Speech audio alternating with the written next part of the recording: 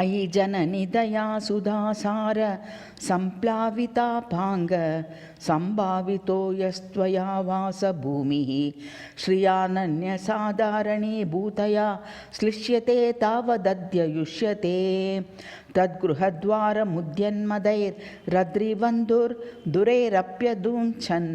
मरुद्गान्धवैः सैन्धवैर्रंशुमन्मण्डली नन्दनैः स्यन्दनैः पत्तिभिः प्राप्तसम्पत्तिभिर्विस्मृतापत्तिभिः संहतिवैरिणां सञ्जीयते जायते तद्विषां प्राणनं काननं तस्य चेदाननं भारती मञ्जु भद्रासनं शासनं तस्य चेत् सर्वसहाधीश चूडायते तद्वशी भोभवीत्युर्वशी भूयते तत्परिरम्भ संरम्भया रम्यया वाहनं तस्य चैरावतो वातवा वारिदो गीयते तद्यशस्वर्व हाहादिगन्धर्व गैरलं पुष्कलं तद्यशस्तोत्रसा सर्वदिक्पूर्यते तस्य सिद्ध्यन्ति नाना पुमर्ताः विना तेन केवा समर्था जनाः किं परं वर्ण्यते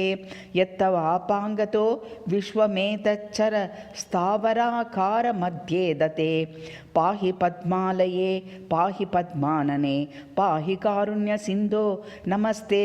समस्ते सिप्तार्थ प्रदानैकथानैकहस्ते मुहस्ते पुनस्ते नमस्ते समस्ते नमस्ते नमस्ते नमः सामादिश्रुतिघोषितात्मविभवा हेमारविन्दासना दामादः कृतदिव्यकाञ्चनरुचिः सौमाभिरामानना रामाशार्गधरस्य कोमललता नामास्तु भूमौ सतां सीमा सद्गुणसम्पदामविरलक्षेमाय